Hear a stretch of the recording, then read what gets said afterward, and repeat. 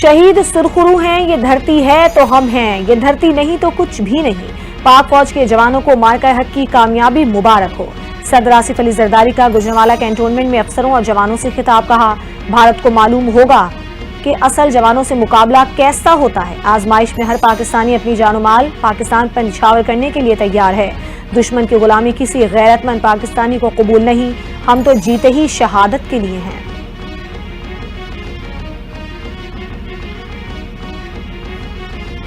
پاکستان اور بھارت کے director general military operations کے درمیان آج پھر رابطہ ہوگا۔ نائب وزیر اعظم اسحاق ڈار کہتے ہیں پاک بھارت کشیدگی کم کرنے پر کام کر رہے ہیں۔ ڈی جی ایم اوز کے مذاکرات کے کئی راؤنڈ ہو چکے، اب اگلا مرحلہ مذاکرات کا ہوگا۔ ہم بھارت سے مذاکرات کے لیے تیار ہیں۔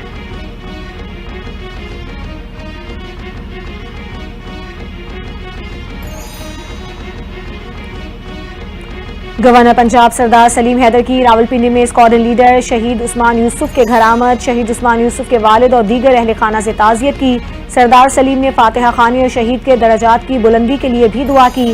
سردار سلیم حیدر کا وطن کے دفاع کے لیے شہید کی خدمات اور قربانیوں کا خراج عقیدت۔ گورنر پنجاب نے کہا شہید کی جو موت ہے وہ قوم کی حیات ہے۔ ہمارا ایمان ہے کہ موت تو برحق ہے لیکن ایسی موت نصیب سے ملتی ہے۔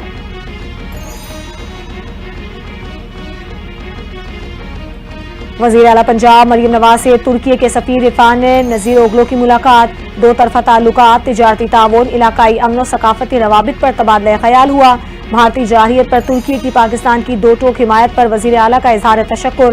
وزیر اعلیٰ پنجاب مریم نواز نے کہا پاکستانی ترکی کے بہن بھائیوں کے لیے دلی محبت اور عقیدت رکھتے ہیں۔ ترکی کی بھارتی جارحیت پر حالیہ غیر مشروط حمایت پاکستانی قوم ہمیشہ یاد رکھے گی۔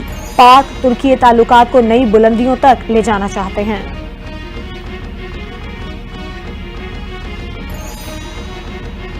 مسلح افواج کو پوری قوم خراج تحسین پیش کرتی ہے۔ بھارت نے پانی روکنے کی بات کر کے اعلان جنگ کیا۔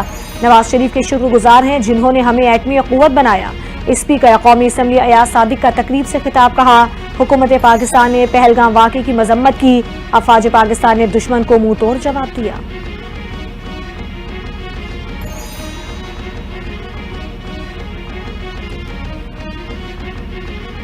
وزیر داخلہ محسن نقوی کا گجرانوالہ میں مرکز مصطفیٰ کا دورہ، مختلف سیشنز دیکھے۔ محسن نقوی کی مرکز مصطفیٰ کے سرپرست اعلیٰ سے ملاقات۔ محسن نقوی نے کہا کہ کشیدہ صورتحال میں پاکستانی قوم کندن بن کر نکلی۔ طاقتور دشمن کو پاکستانی قوم نے آہنی یکجہتی سے عبرتناک شکست دی۔ فتح میزائلوں نے دشمن پر ہیبت طاری کر دی اور نام نہاد طاقت پاش پاش ہو گئی۔ پوری قوم مسلح افواج کے شانہ بشانہ کھڑی ہے۔ دشمن اب کوئی بھی مس ایڈونچر سے قبل 100 بار سوچے گا۔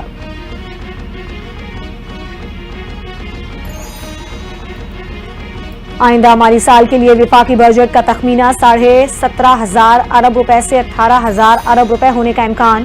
ذرائع کے مطابق ایف بی آر آئندہ مالی سال کے دوران 14,307 ارب روپے کے محاصل جمع کرے گا۔ 6,470 ارب روپے ڈائریکٹ ٹیکس کی مد میں جمع کیے جائیں گے۔ کسٹمز ڈیوٹی کی مد میں 1,741 ارب روپے۔ پیٹرولیم لیوی کا ہدف 1,311 ارب روپے مقرر۔ دفاع پر 2,414 ارب روپے خرچ کیے جائیں گے۔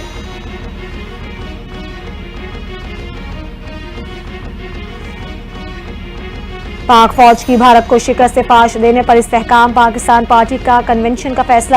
آئی پی پی نے ورکرز کنونشن کا مارکہ حق سے منسوب کر دیا۔ آئی پی پی کا مارکہ حق ورکرز کنونشن 23 مئی کو لیا میں ہوگا۔ صدر استحکام پاکستان پارٹی عبدالعلیم خان خصوصی خطاب کریں گے۔ آئی پی پی پنجاب کے جنرل سیکرٹری شعیب صدیقی کا جلسہ گاہ کا دورہ، مارکہ حق ورکرز کنونشن کے انتظامات کا جائزہ۔ شعیب صدیقی کا کنونشن کے انتظامات پر اطمینان کا اظہار۔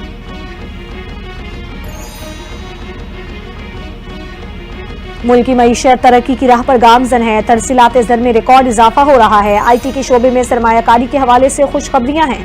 وفاقی وزیر آئی ٹی شیزہ فاطمہ کی نیوز کانفرنس کہتی ہیں معاشی بہتری کے حوالے سے حکومتی کاوشوں کے مثبت نتائج برآمد ہو رہے ہیں۔ بھارت کے ساتھ جنگ میں پاکستان ٹیکنالوجی کے حوالے سے دنیا کے سامنے ابھرا۔ افواج پاکستان کے جوانوں نے بہادری سے جنگ لڑی۔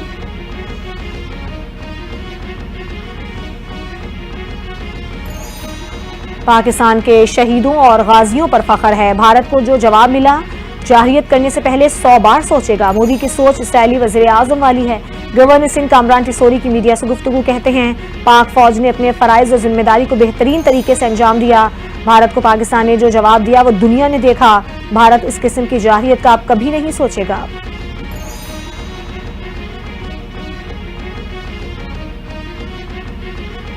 جناح ہاؤس حملے میں ملوث ملزمان پر فرد جرم عائد کرنے کی تاریخ مقرر۔ انسداد دہشت گردی عدالت کے جج نے کوٹ لکھپت جیل میں مقدمے پر سماعت کی۔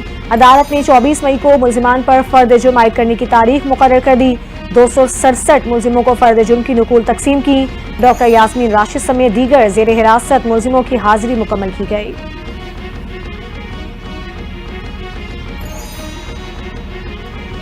اور مشیر اطلاعات خیبر پختونخوا بیرسٹر سیف کا بجٹ سے قبل NFC اجلاس بلانے کا مطالبہ۔ کہتے ہیں وفاق نے ضم شدہ اضلاع کا مالی حصہ غیر قانونی طور پر اپنے پاس رکھا ہوا ہے، اسے فوری طور پر صوبے کے حوالے کیا جائے۔ خیبر پختونخوا حکومت آئندہ بجٹ میں ضم شدہ اضلاع کے لیے ریلیف پیکیج تیار کر رہی ہے۔ ضم شدہ اضلاع کی ترقی سے دہشت گردی میں واضح کمی لائی جا سکتی ہے۔ دہشت گردی ایک صوبے نہیں بلکہ پورے ملک کا مسئلہ ہے۔